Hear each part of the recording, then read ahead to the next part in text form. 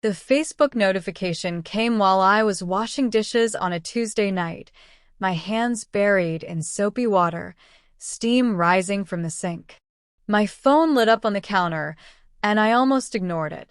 But something made me glance over, made me wipe my hands and pick it up.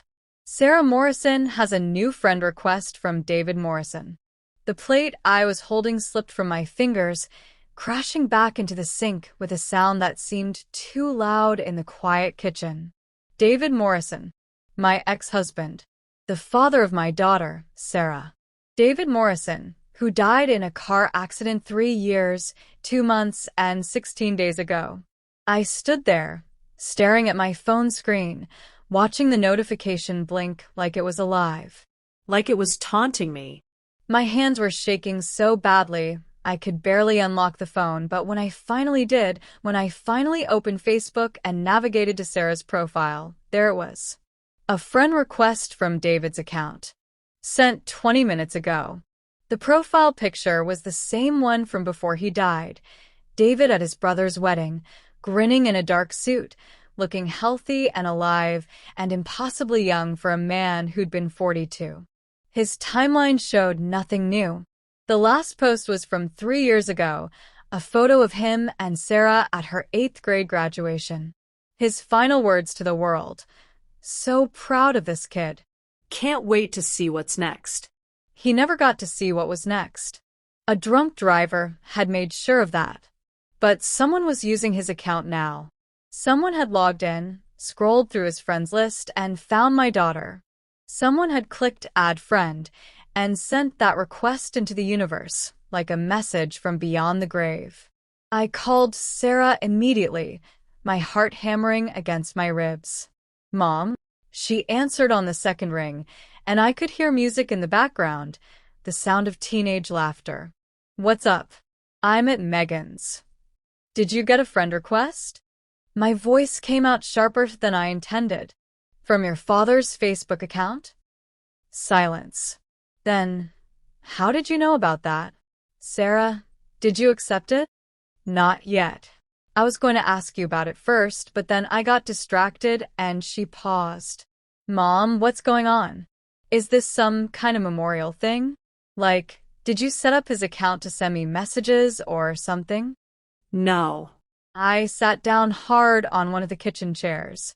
I haven't touched his account since he died. I don't even know the password. More silence. When Sarah spoke again, her voice was smaller, younger.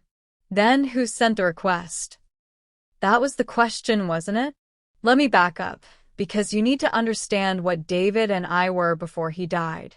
What our family looked like from the outside and what it looked like from the inside.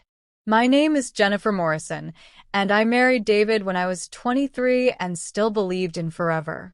He was everything I thought I wanted. Steady, reliable, good with money, good with his hands. He built our house himself, piece by piece, every nail and board placed with careful precision. We had Sarah when I was 25.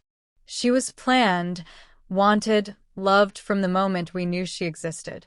David cried when she was born, held her like she was made of glass, promised her the world. And for 13 years we were fine.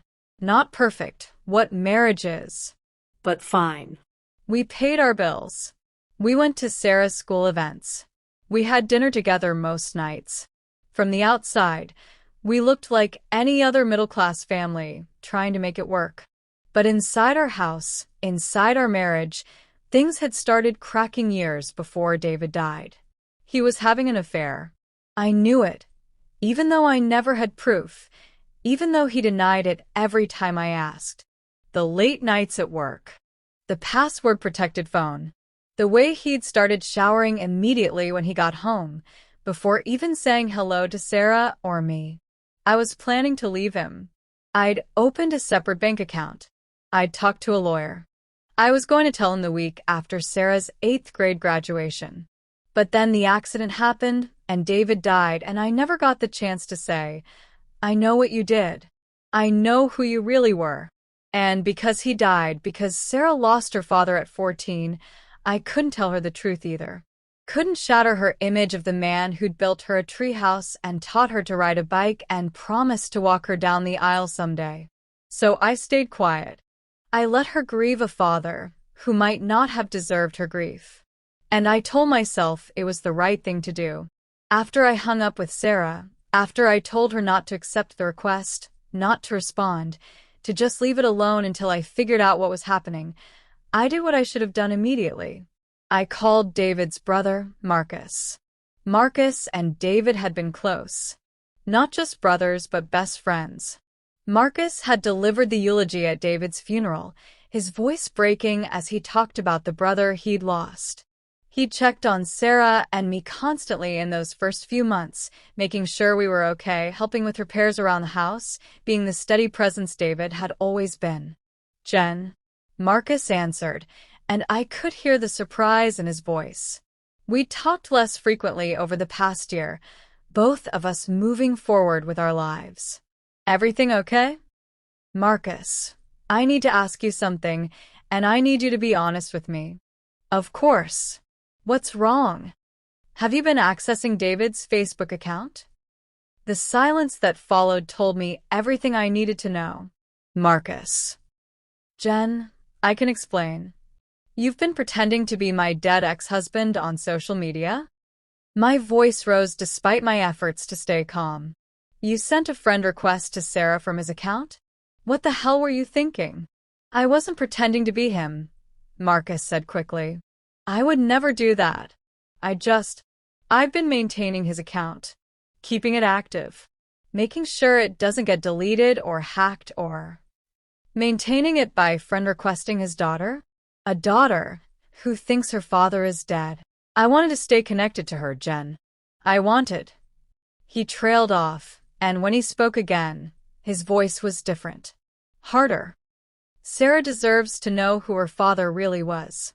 And you've been keeping her from that truth." Ice flooded my veins. "What are you talking about?" "I know why you were going to divorce him," Marcus said. "David told me everything before he died. And I think it's time Sarah knew too."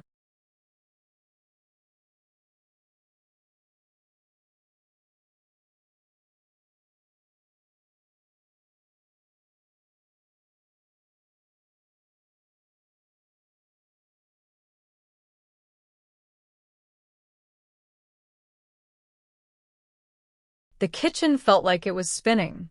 I gripped the edge of the table, my phone pressed so hard against my ear it hurt.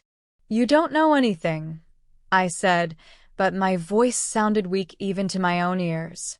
"I know he was having an affair," Marcus said, each word careful and deliberate. "I know you'd hired a lawyer. I know you were planning to leave him right before the accident happened. If you know all that, then you know why I didn't tell Sarah. She was 14 years old, Marcus. She'd just lost her father. I wasn't going to destroy her memory of him on top of that grief. So, instead you let her worship a lie?" Marcus's voice rose. "You let her think David was some perfect dad who loved his family, when really He did love her," I interrupted. "Whatever else he was, he loved Sarah. That part wasn't a lie. But the rest was." Marcus exhaled slowly, and I could picture him pacing, the way he always did when he was agitated. "Jen, Sarah's 17 now. She's not a child anymore. She deserves to know the truth about her father, about who he really was, the good and the bad. That's not your decision to make. Maybe not, but it's not just yours either." There was something in his voice now, something I couldn't quite identify. "David was my brother. Sarah is my niece. I have a right to be part of her life, to have a relationship with her, and you've been shutting me out for the past year." He wasn't wrong about that. After the first anniversary of David's death, I'd started pulling away from Marcus, declining dinner invitations, keeping conversations brief, letting him fade from our lives like water evaporating in sunlight. I told myself it was because we needed space to heal. But the truth was simpler and uglier. Marcus reminded me too much of David. Same dark eyes, Same laugh. Same way of tilting his head when he was thinking. Looking at Marcus was like looking at a ghost, and I couldn't bear it. So, you decided to catfish my daughter? I asked. Using your dead brother's Facebook account. I'm not catfishing anyone. I just wanted to reach out to her. To talk to her. She stopped responding to my texts months ago, Jen. She won't take my calls. What was I supposed to do? Not this. I stood up and started pacing my own kitchen, moving past the refrigerator covered in Sarah's artwork and school photos, past the window where I could see the treehouse David had built still standing in the backyard, slowly rotting. Marcus, this is creepy. This is wrong. You can't just access someone's account and pretend. I have the password, Marcus said flatly. David gave it to me years ago. He asked me to look after his digital stuff if anything ever happened to him. I'm not hacking anything. I'm doing what my brother asked me to do.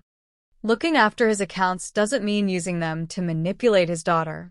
I'm not manipulating her. His voice cracked. I'm trying to maintain a connection with my niece because her mother won't let me see her anymore. Is that so wrong? The desperation in his voice gave me pause. I stopped pacing and leaned against the counter, suddenly exhausted. Marcus, I said quietly. Why now? It's been 3 years. Why reach out to Sarah through Facebook now? Another long silence. Then, because I found something. In David's things. Something Sarah needs to see. My blood went cold. What things? Letters. A journal. Some photos. Marcus's voice dropped lower. Things he left behind that explain everything. About the affair. About why he did what he did. About what he was planning before he died. I don't want Sarah to see any of that. That's exactly why she needs to, Marcus countered. Jen, you can't protect her from reality forever. She's almost an adult. She's going to find out eventually that her father wasn't perfect. Wouldn't it be better if she learned the truth from family rather than stumbling across it some other way? He had a point, much as I hated to admit it. But I also knew what those letters probably contained. Justifications. Excuses. Maybe even details about the woman David had been seeing, the one I'd never been able to identify. I need to think about this, I said finally. Think fast, Marcus said. Because I'm done waiting, Jen. I'm done being shut out of Sarah's life. If you won't tell her the truth, I will. One way or another. He hung up before I could respond. I didn't sleep that night. Instead, I sat in the dark living room, scrolling through David's Facebook profile on my laptop, looking at 3 years of silence. His last post. Sarah's graduation photo. The comments underneath from people who had no idea he'd be dead within a week. Congratulations. And beautiful girl. And you must be so proud. I scrolled further back. David at Marcus's wedding, looking happy and healthy. David and me on our 15th anniversary, his arm around my waist, both of us smiling for the camera. You couldn't see the cracks in the photo. You couldn't see that I'd already started sleeping in the guest room by then. There were photos of Sarah throughout her childhood.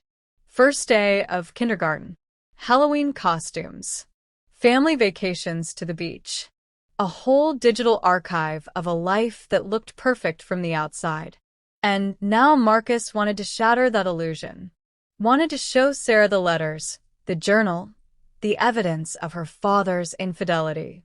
Wanted her to know that the man who'd built her a treehouse had also destroyed his marriage. My phone buzzed. A text from Sarah. Mom, I got another message. From Dad's account. It's weird. Can you come to Megan's? Please? My hands started shaking again. On my way, I typed back. Megan's house was a 15-minute drive, but I made it in 10. Sarah met me at the door, her phone in her hand, her face pale in the porch light. Look, she said, not even saying hello first.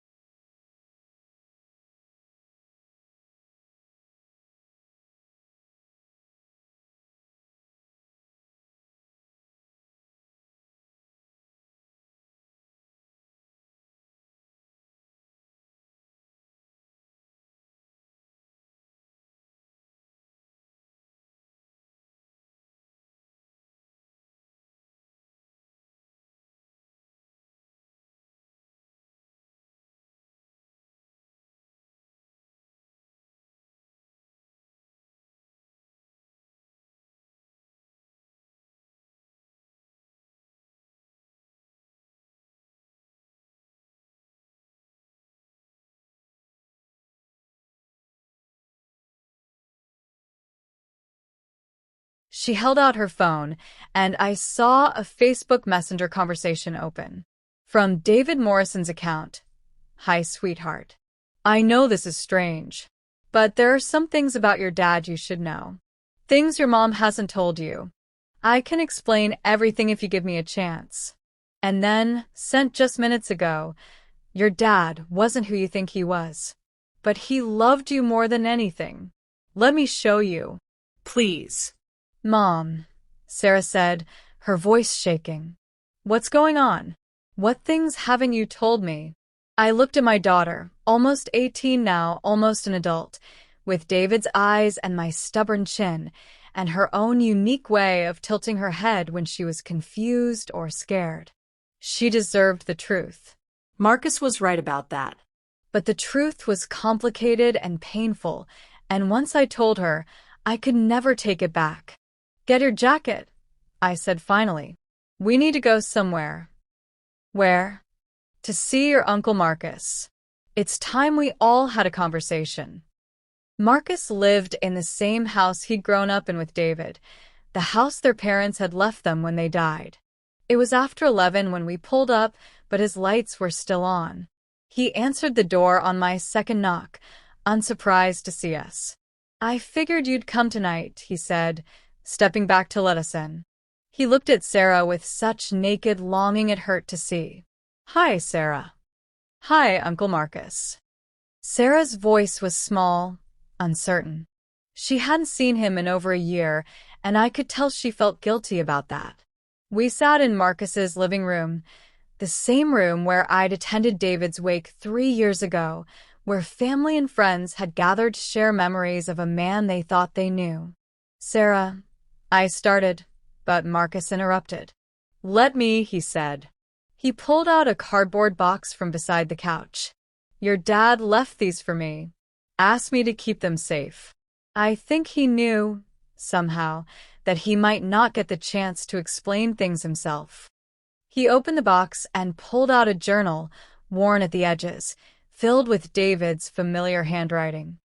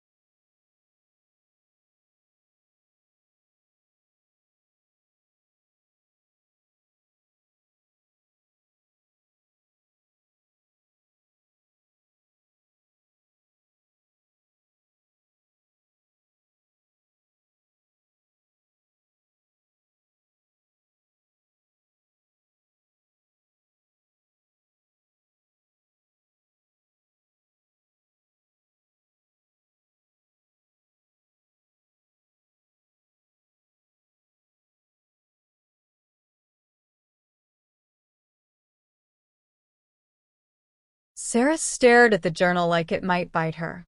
What is that? Your father's journal, Marcus said gently. He started keeping it about a year before he died.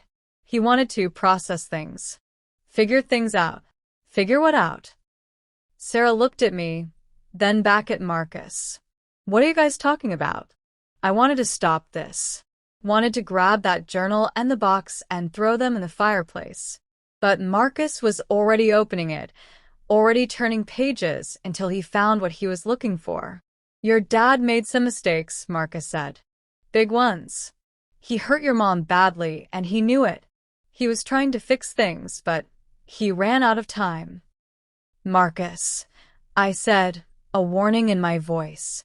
But Sarah was already reaching for the journal. Let me see. Marcus handed it to her, and I watched my daughter read her father's words, watched her expression shift from confusion to shock to something that looked like grief all over again. I've been such a fool, the entry began. David's handwriting sprawled across the page, less careful than usual, like he'd been writing quickly, desperately. I almost destroyed the best thing in my life, for something that meant nothing. Jennifer deserves so much better than what I've given her.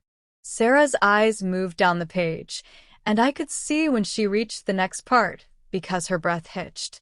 The affair is over. I ended it tonight.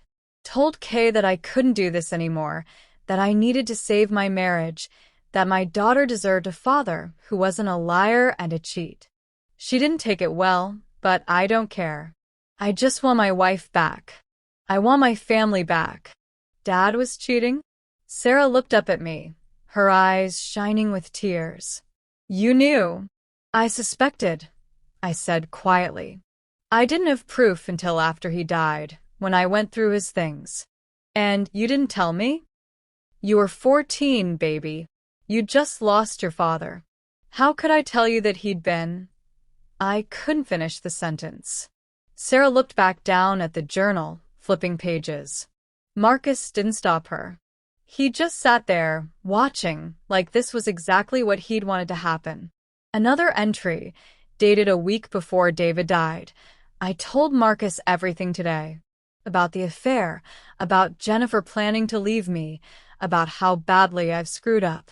He said I need to come clean, need to tell Jen the whole truth before she finds out some other way. He's right. I'm going to do it this weekend.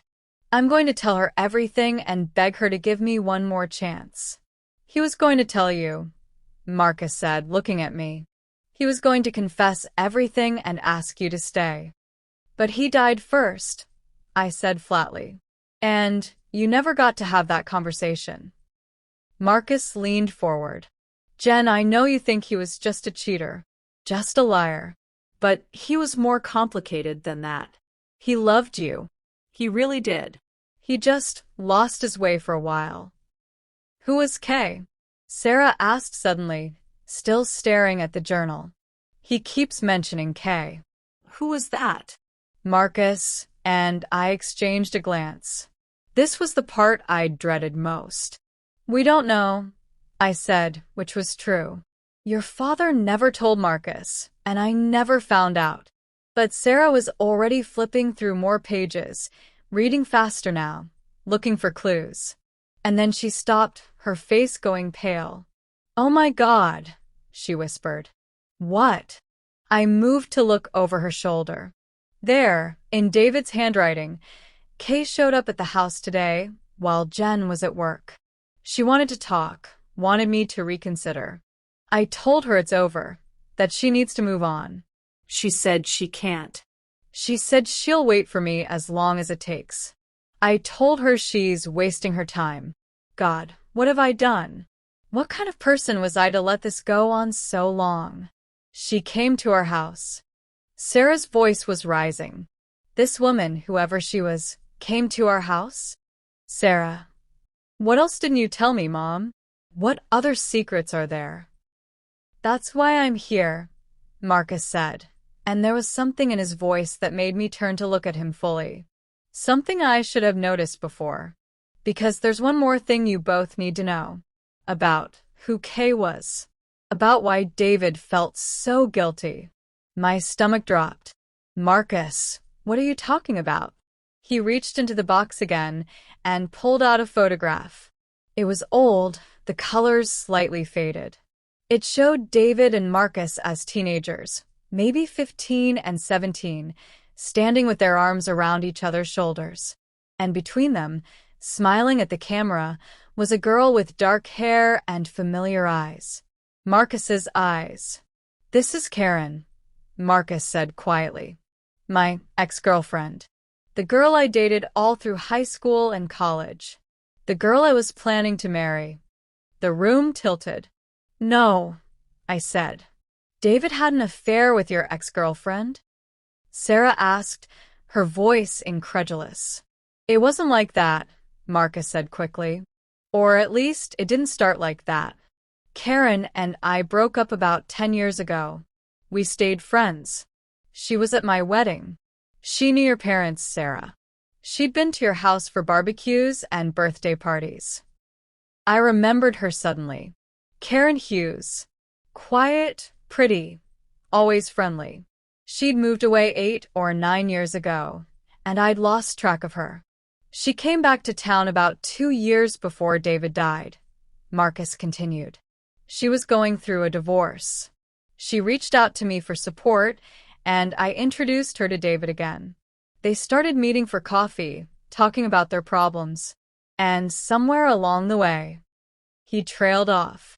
They started sleeping together. I finished, my voice hollow. "I didn't know," Marcus said, and I could hear the pain in his voice. "David didn't tell me until that conversation a week before he died. And by then it was already over.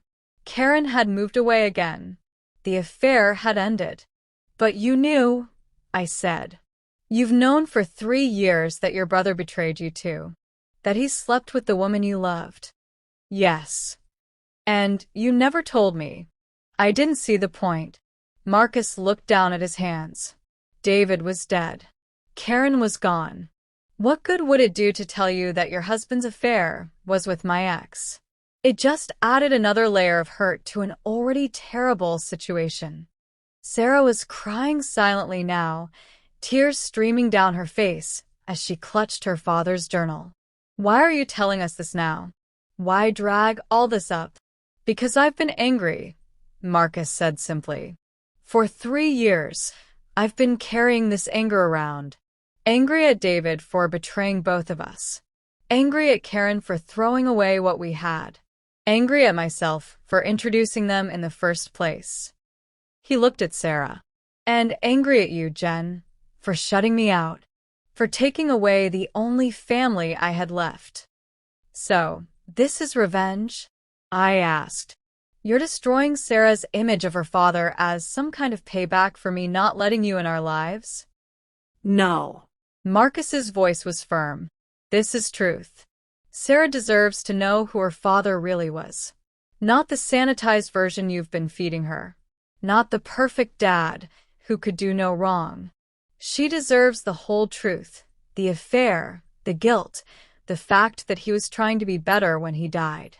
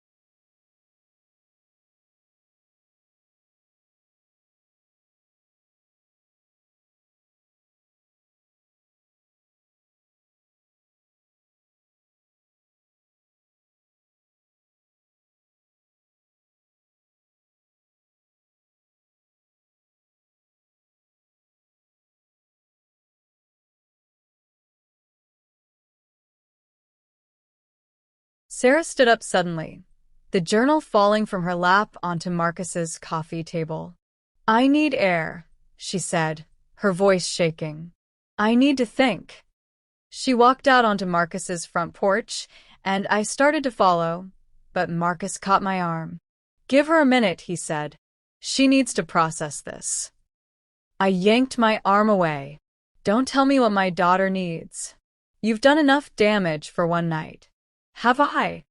Marcus stood up, and for the first time, I saw real anger in his face.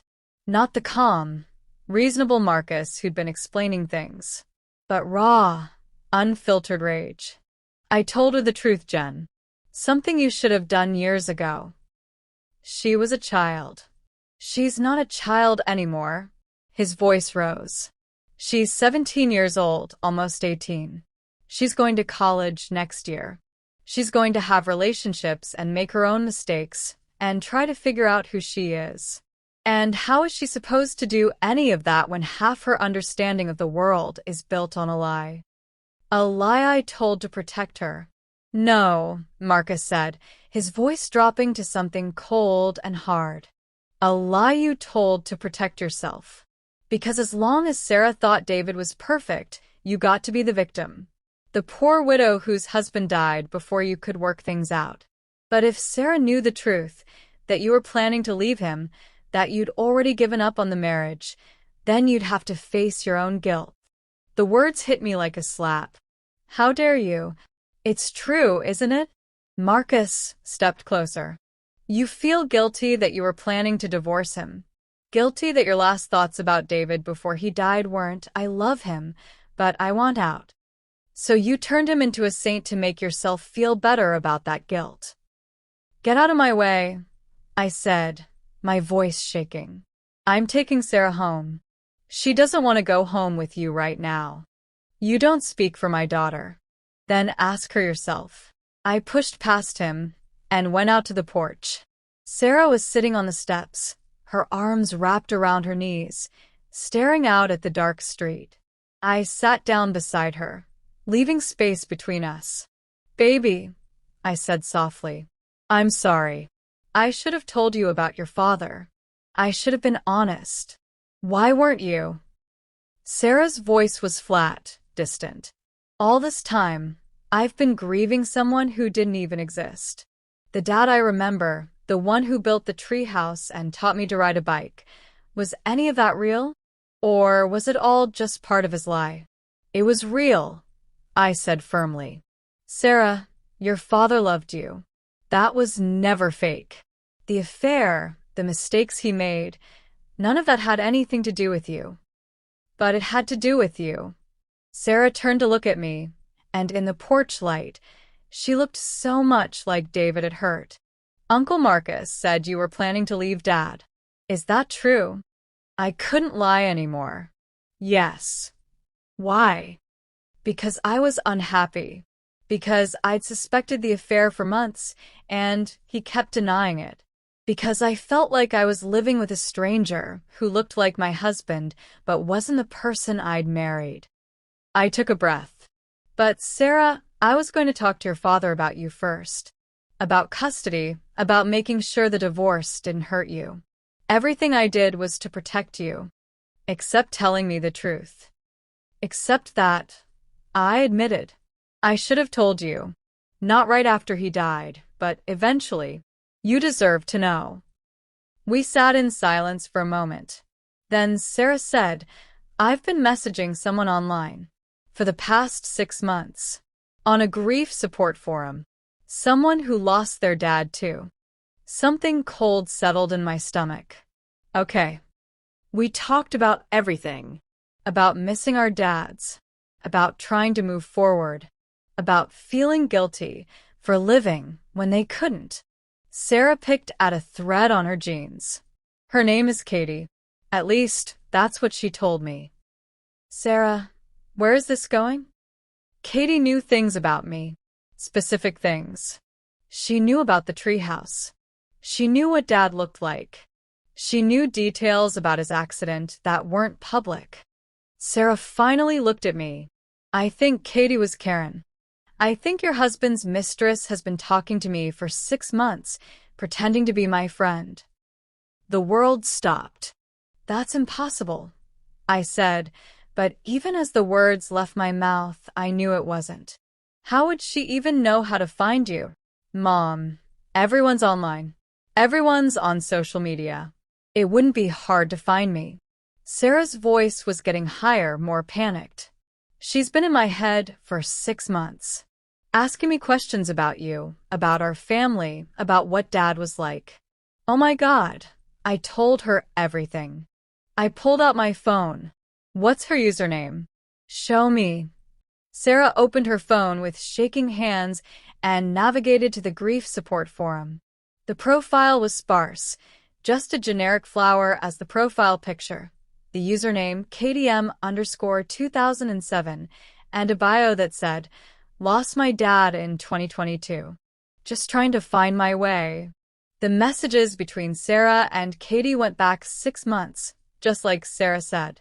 Dozens of conversations, each one carefully building trust, getting Sarah to open up. Your mom seems like she's really strong, one message said. Does she ever talk about your dad? About their marriage? Not really, Sarah had replied.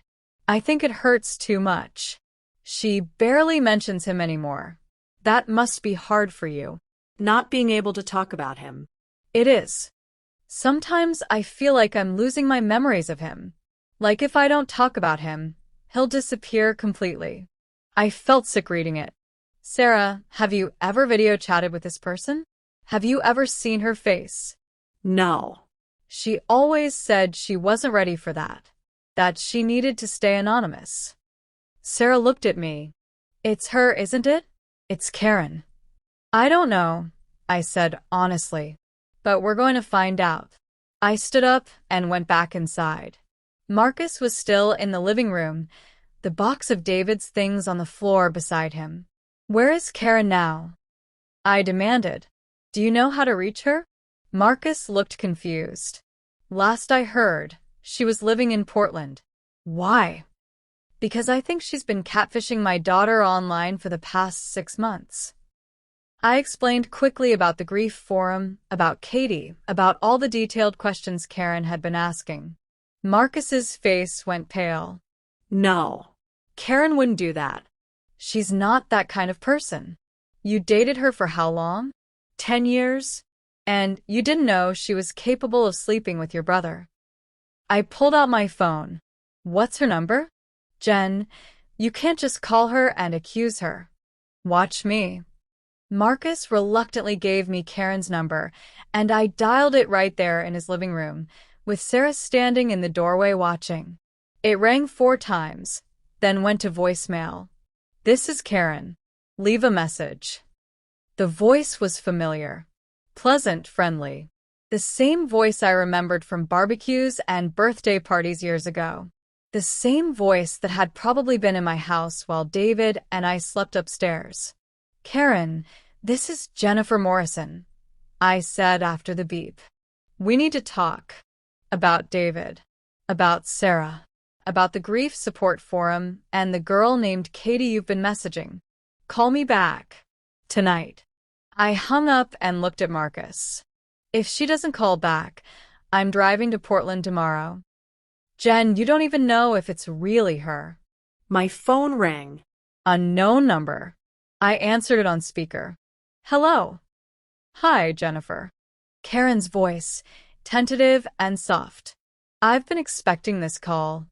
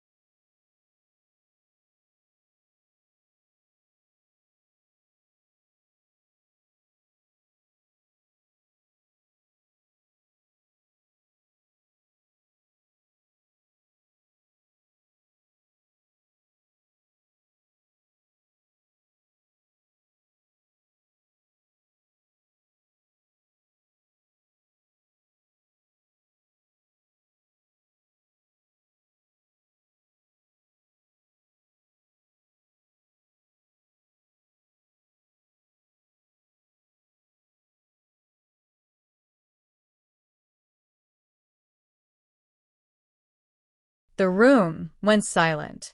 Sarah's eyes were wide, fixed on my phone. Marcus looked like he'd been punched in the stomach.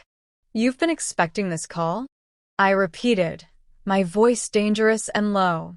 "That's all you have to say?" "I know you're angry," Karen said. "I know what I did was wrong. But if you'll just let me explain." "Explain what?" "How you've been manipulating my daughter for 6 months. How you've been using a fake name to get information about my family." I was gripping the phone so hard my hand hurt. "What were you trying to accomplish, Karen? What did you possibly think would come from this?" "I just wanted to know she was okay," Karen said, and her voice cracked. "I just wanted to know that David's daughter was doing all right. That she wasn't suffering too much."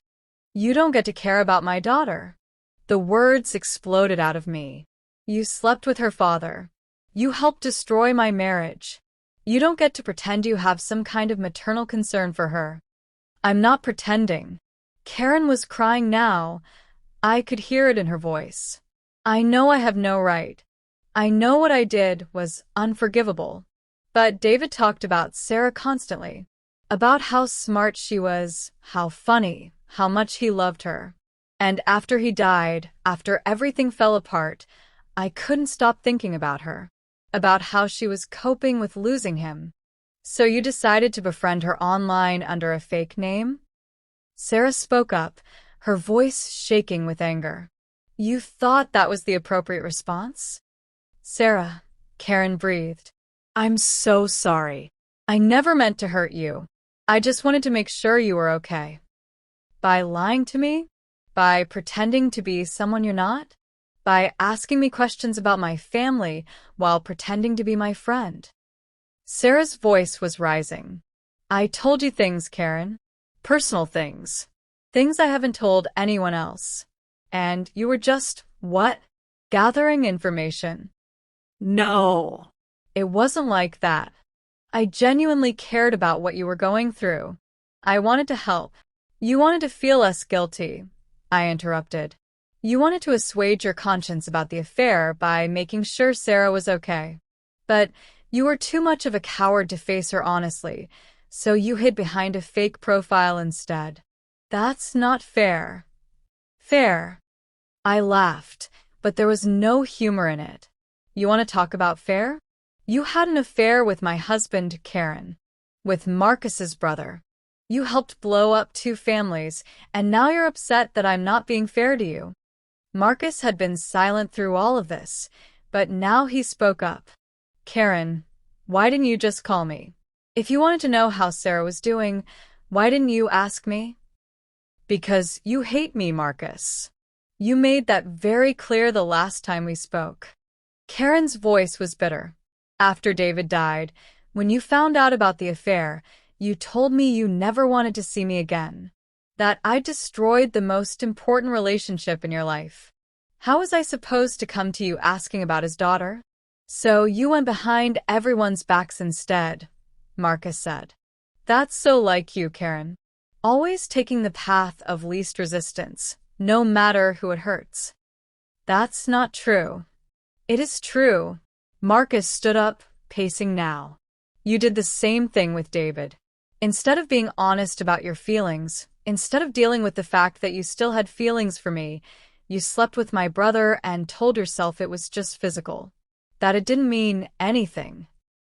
"I loved him," Karen said quietly, and the words hung in the air like a confession. Everyone froze. "What?" Marcus's voice was barely audible.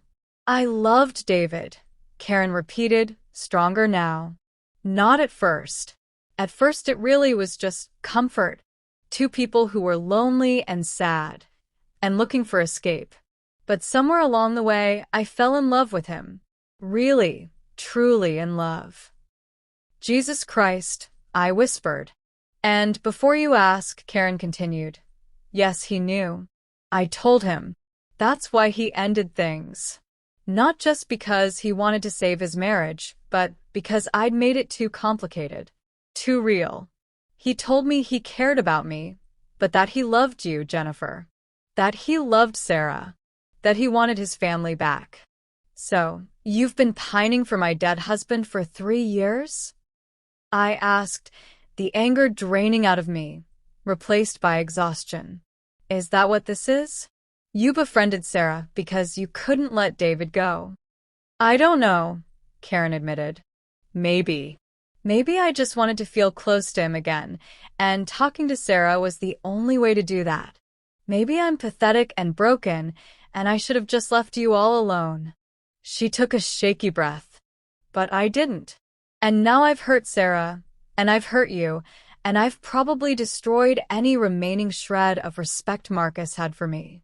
So, congratulations, Jennifer. You get to be right about me being a terrible person.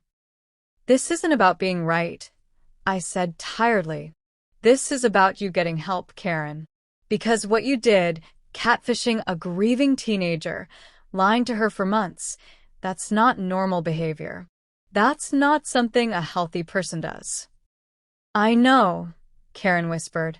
Sarah had been silent for the past few minutes, just standing there processing everything. Now she spoke up, her voice small and hurt. Did you ever actually care about me? Or was I just a way for you to feel connected to my dad? I cared, Karen said immediately. Sarah, I know you have no reason to believe me, but I genuinely cared about what you were going through. Your messages about struggling with grief, about feeling alone, about wondering if it would ever get better. I felt all of that too. That part was real. But Katie wasn't real, Sarah said. The person I thought I was talking to. She doesn't exist. No, Karen admitted. She doesn't. I need you to delete the account, Sarah said, her voice stronger now. Delete, Katie. Delete all our messages. And I need you to leave me alone. Don't contact me again. Not on social media, not through anyone else. Just let me go. Okay, Karen said. I will. I promise. And, Karen? Sarah's voice was ice. I hope you find a way to move on from my dad. Because he's gone.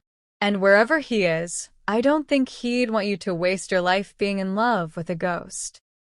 Sarah walked away then, out of Marcus's house and down the front steps. I heard our car door open and close. She was waiting for me. Karen, I said into the phone. Get help. See a therapist. Figure out why you thought any of this was okay. And stay away from my daughter. I hung up before she could respond. And she said it's actually not a bad path, Jacob continued, his voice less cold than it had been in weeks. A lot of students do it. The credits transfer, and I'd save money even without everything that happened. She said some employers actually like it because it shows financial responsibility and planning. That's good, Tom said carefully. That's really good. It's not what I wanted, Jacob said. But I'm trying to make peace with it. Trying to see it as plan B instead of plan failure. He looked at me. I'm still angry, Mom. I don't know when I won't be angry. But I also know you didn't do this to hurt me. You thought you were saving Aunt Michelle's life. I did, I said, tears streaming down my face. I really did. I know. Jacob pushed food around his plate. I just wish you'd verified it first. Wished you'd protected us before you protected her. Me too, I whispered. Me too, baby. Emma reached over and took my hand. We're going to be okay, Mom. All of us. It's going to take time, but we'll be okay. I squeezed her hand, grateful for her kindness, even if I didn't deserve it. The trial was set for March. Michelle hired a public defender, a young woman fresh out of law school who looked overwhelmed by the case. I had to see Michelle in court for the first time in 6 months. She'd lost weight, her hair was darker, and she looked tired in a way that had nothing to do with illness.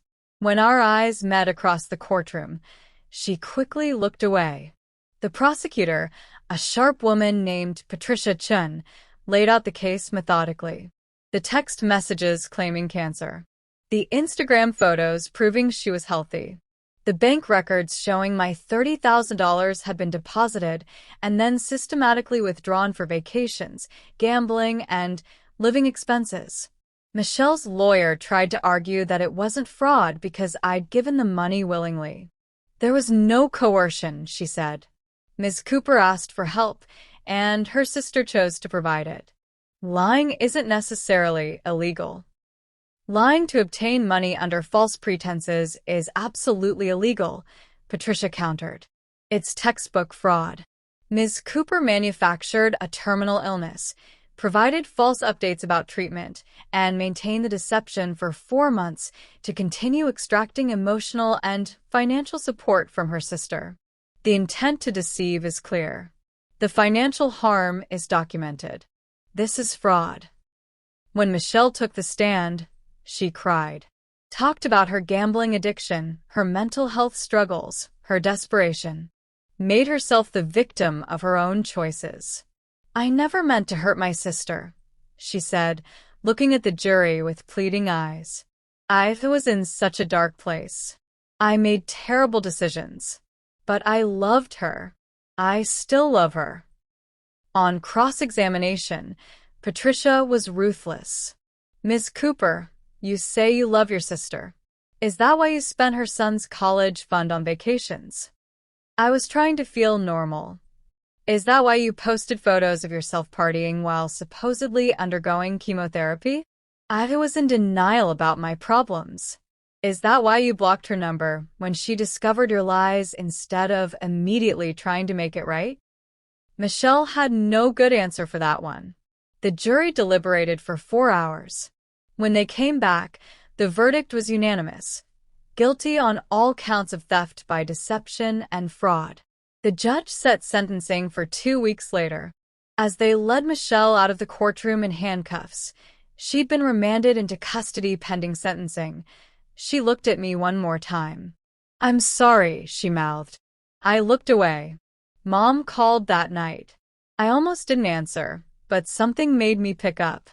Are you happy now? She asked, her voice thick with tears. Your sister's going to prison because of you. My sister is going to prison because she committed fraud, I said quietly. I didn't make her lie. I didn't make her steal. She did that all by herself. She's sick, Diane. She has an addiction. She needs help, not punishment. She's had help available to her for years, Mom. Gamblers Anonymous therapy, support groups. She chose not to use any of it. She chose instead to fake cancer and steal from her family. I took a breath. And you know what? I'm done feeling guilty about holding her accountable. I can't believe you've become this cold. I'm not cold, Mom. I'm just done being a doormat. Done letting people hurt me and my family because they're sick or struggling or family. My voice hardened. Michelle made her choices. You're making yours by defending her. And I'm making mine by protecting my kids. So that's it? You're just going to cut us both out of your life? You cut me out of your life when you chose Michelle's comfort over my family's well-being. When you decided that enabling her was more important than supporting me. I felt surprisingly calm saying it out loud. I spent years being the responsible one. The one who had it together.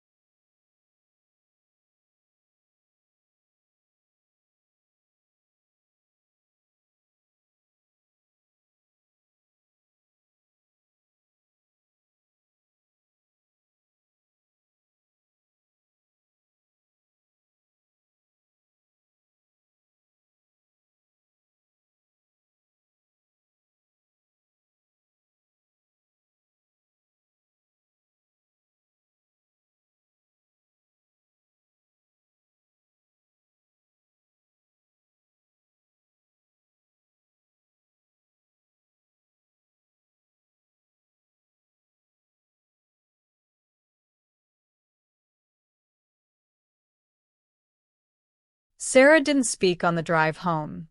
She sat in the passenger seat, staring out the window at the dark streets sliding past, her phone in her lap, silent and dark. I wanted to say something comforting, something wise, something that would make this hurt less.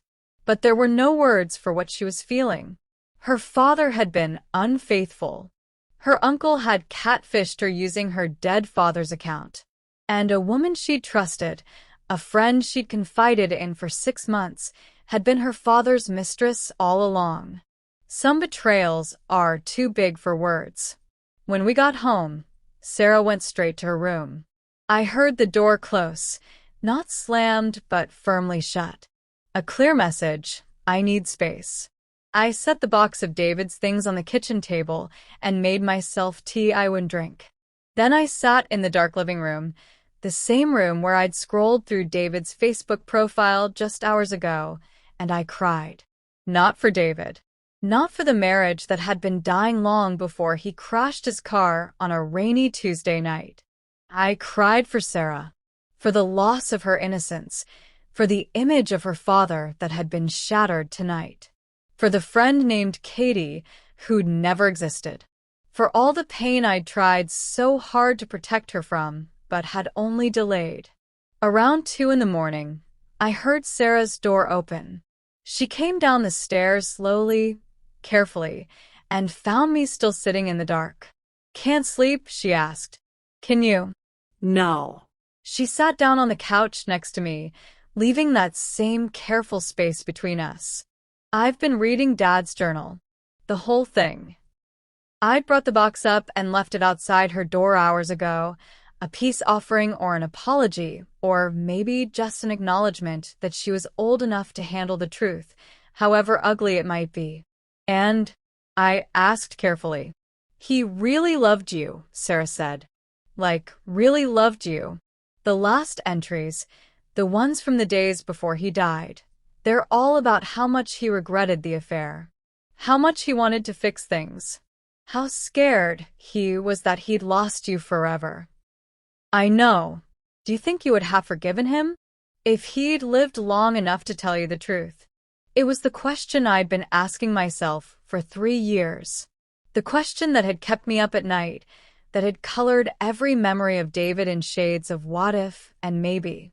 "I don't know," I said honestly. "I want to say yes.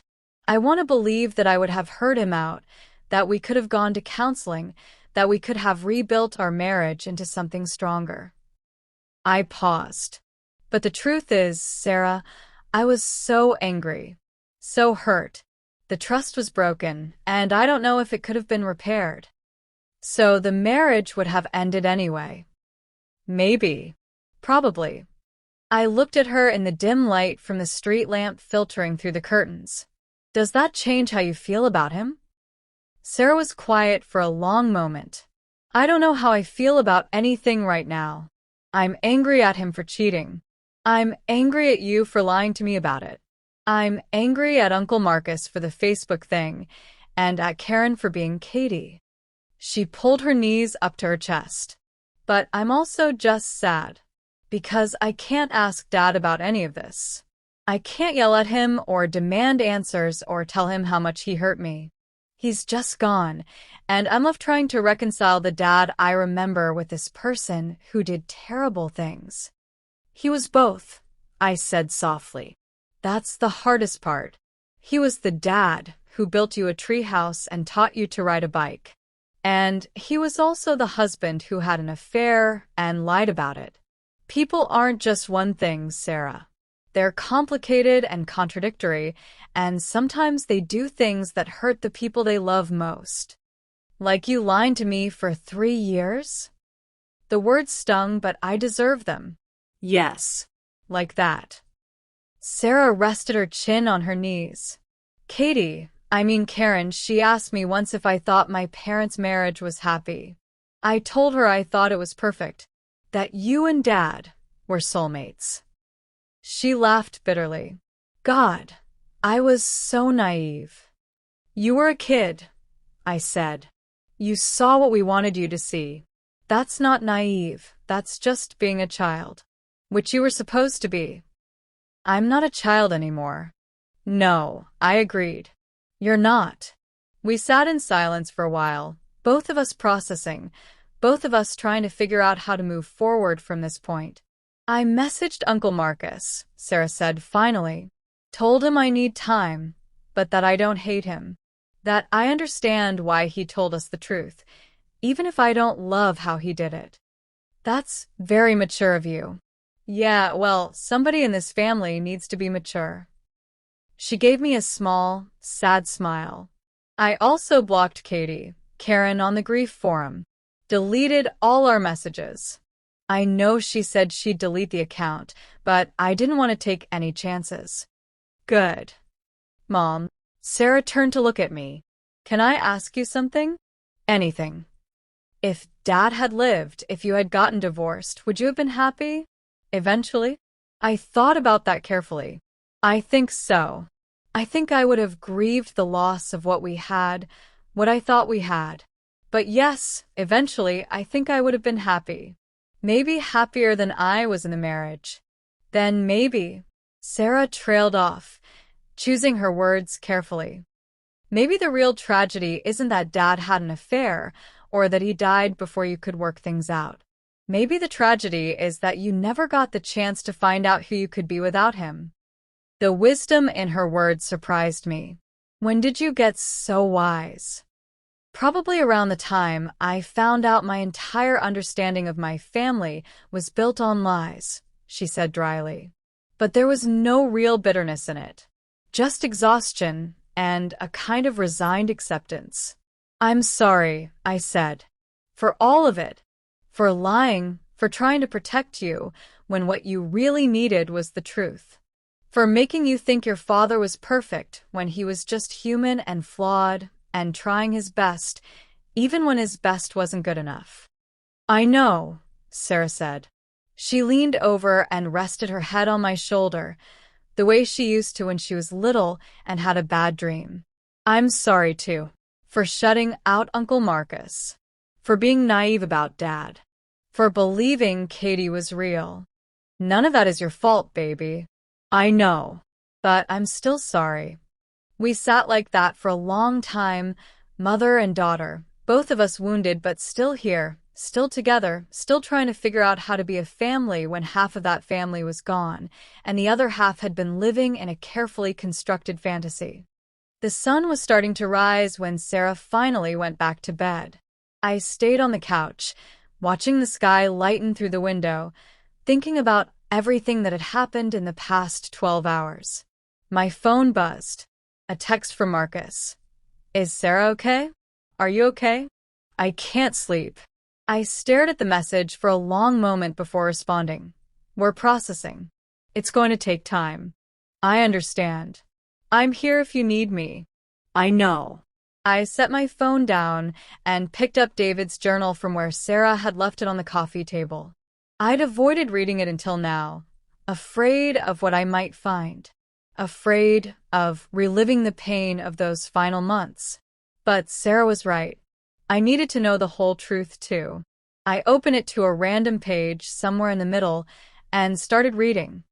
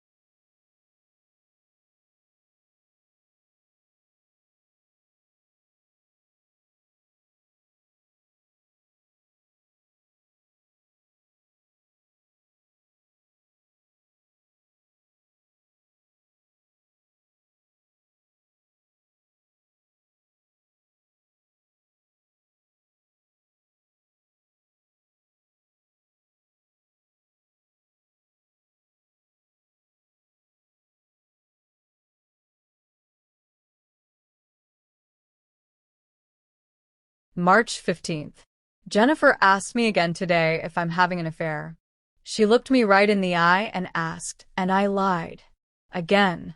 I saw the hurt in her face, the way she knew I was lying but couldn't prove it. I'm destroying her, piece by piece, and I don't know how to stop. Kay called 3 times today. I didn't answer. I told her last week that we need to slow down, that this is getting too complicated. She said she understood, but then she keeps calling, keeps texting, keeps showing up at places she knows I'll be. I don't know how I got here, how I became this person. The handwriting was messier than usual, like David had been writing quickly, urgently. I turned the page. March 22nd. Took Sarah to get ice cream after school today. She told me about this boy in her class who likes her, asked me what she should do. I gave her advice about being honest, about communication being the most important thing in any relationship. The irony wasn't lost on me. How do I tell my daughter to be honest when I've been lying to her mother for months? How do I teach her about integrity when I have none? I need to end this. Tomorrow. I'm going to tell Kay it's over. Really over this time. But there were more entries after that. More weeks of I'll end it tomorrow, and this is the last time, and I'm such a coward. David had been trapped in his own weakness, unable to end the affair, but unable to live with it either. I flipped toward the end, to the entries from the week before he died. May 3rd. Told Marcus everything today. Sat in his living room and confessed the whole thing. The affair with Karen, Jennifer planning to leave me, how badly I've destroyed my life. I thought he'd punch me. Maybe I wanted him to. But he just sat there looking at me like he didn't know who I was. You slept with Karen? He kept saying. My Karen? You knew how much I loved her, how much it hurt when we broke up, and you still. I tried to explain that it wasn't like that Karen and I were both broken and looking for comfort. But there's no explanation that makes it okay. I betrayed my wife. I betrayed my brother. I betrayed myself. Marcus said I need to tell Jennifer the truth. That she deserves to know before she finds out some other way. He's right. He's always right. I'm going to do it this weekend. After Sarah's graduation, I'm going to sit Jennifer down and tell her everything.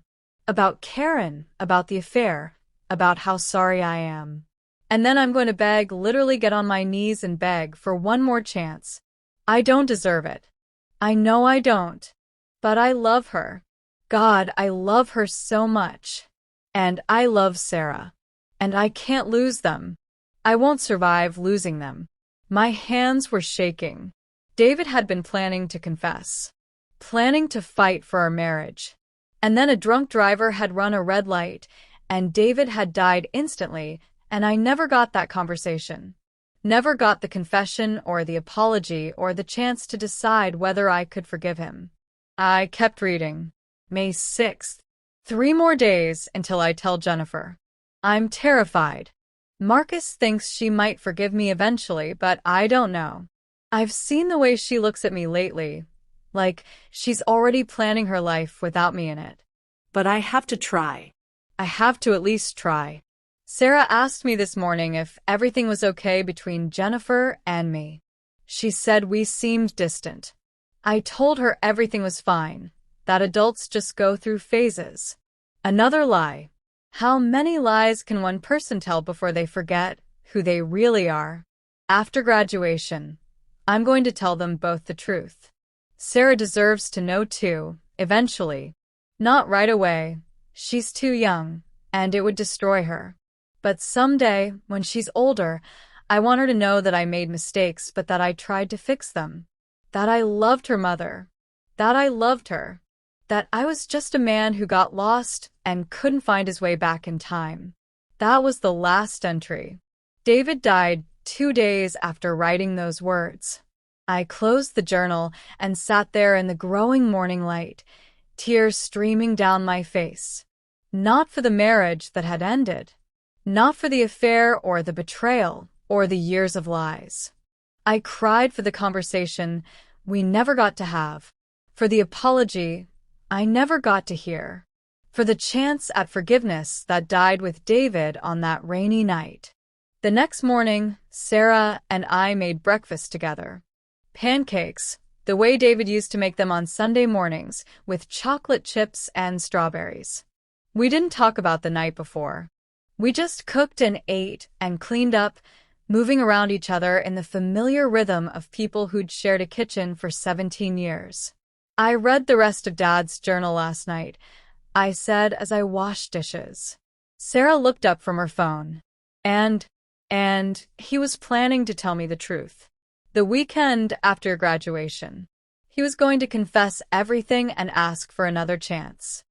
Do you think you would have given it to him? I've been thinking about that all morning. I don't know. Maybe. Maybe not. But I think I would have at least listened, given him the chance to explain. I turned off the water and dried my hands. And I think, eventually, I might have been able to forgive him. Not forget, I don't think you ever forget that kind of betrayal. But forgive, maybe. So, it's sad that he died before you got that chance. Yes, I agreed. It's incredibly sad. But Sarah, I've realized something. The conversation I needed to have with your father about the affair, about our marriage, about whether we could move forward, I can't have it anymore. He's gone. And I need to accept that and find a way to move forward without that closure. Sarah was quiet for a moment. Is that why you've been so angry for 3 years? Not just because Dad cheated, but because you never got to confront him about it. Partly, yes. I sat down across from her. But also because I felt guilty. Guilty that my last thoughts about your father before he died weren't loving ones. Guilty that I was planning to leave him. Guilty that I felt almost relieved when he died because it meant I didn't have to go through a messy divorce. Mom, I know how that sounds, I said quickly. I'm not saying I wanted him to die. I would never want that. But there was a part of me that felt like his death solved a problem I didn't know how to solve myself. And I've been carrying that guilt around for 3 years, trying to make up for it by turning him into a saint in your eyes. Sarah reached across the table and took my hand. You're not a bad person for feeling that way. You're just human. So was your father, I said. That's what I should have told you from the beginning. That he was human and flawed and complicated. That he made terrible mistakes but was trying to be better. That love isn't simple or easy or perfect. I'm glad I know now, Sarah said. Even though it hurts. Even though I wish Katie had been real and Dad had been faithful and Uncle Marcus hadn't catfished me with a dead man's Facebook account. She smiled sadly. At least now I know the truth. After breakfast, Sarah said she was going to Megan's house. I need to tell her everything. She's been my best friend since kindergarten. She deserves to know why I've been such a mess lately. Okay, I said. Call me if you need anything. I will. She paused at the door. Mom? We're going to be okay, right? I looked at my daughter, almost 18, almost an adult, standing on the threshold of a life that would be filled with disappointments and betrayals and truths she didn't want to hear. But also love and growth and the hard-won wisdom that comes from surviving the things that break your heart. Yes, I said. We're going to be okay. After Sarah left, I called Marcus. Jen. He answered on the first ring, his voice cautious. I'm not calling to yell at you, I said. I just wanted to let you know that Sarah's okay. We talked last night. She's hurt, but she'll be okay. Thank God. I heard him exhale. I've been worried sick. I thought maybe I destroyed my relationship with her permanently. You came close, I said honestly. But Sarah's resilient.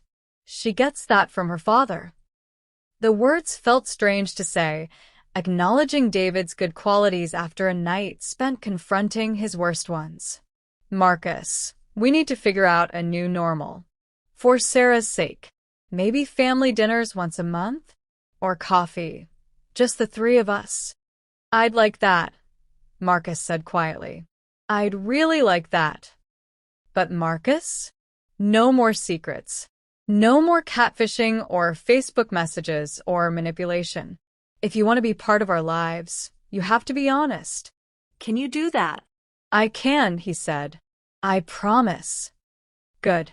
Because Sarah needs her uncle. And honestly, I need my brother-in-law. David's gone, but you're still here. And we're still family, however messy and complicated that family might be. We are, Marcus agreed, his voice thick with emotion. We really are. I'll text you some dates, I said. We'll figure this out. After I hung up, I opened my laptop and navigated to Facebook for what I knew would be the last time. I found David's profile, looked at that final post one more time.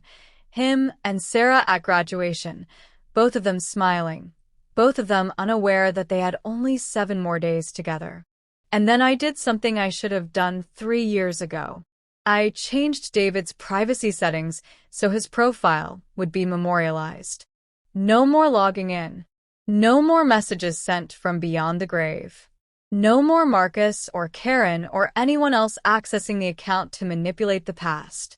Just a digital monument to a man who'd been imperfect and flawed and human. I wrote a final post on his timeline. David, I hope wherever you are, you've found peace. I hope you know that Sarah is strong and beautiful and brilliant, and she's going to be okay. We both are. You weren't perfect, and neither was our marriage, but you loved us the best way you knew how. Thank you for the good memories. I'm choosing to hold on to those. I didn't mention the affair. Didn't mention Karen or the lies or the pain. Just a simple acknowledgement of the man he'd been. All of him. The good and the bad. Then I closed the laptop and walked outside. The treehouse David had built was still standing in the backyard, weathered and aging, but somehow still solid. I'd been meaning to tear it down for years. Couldn't bear to look at it. This monument to a father Sarah had lost too soon. But now, standing in the morning light, I realized it didn't have to be torn down. It could just be what it was, a treehouse. A structure made of wood and nails, and a father's love for his daughter. Imperfect, showing its age, but still standing. Like us. I climbed the ladder, something I hadn't done in years, and sat in the small space David had created. There were Sarah's initials carved into the wood, next to David's. A promise of forever made in childhood, before she knew that forever doesn't always mean what we think it means. I pulled out my phone and took a picture. Not for Facebook or Instagram or any public display. Just for me. A reminder that even broken things can still stand. That even imperfect love is still love. That we survive.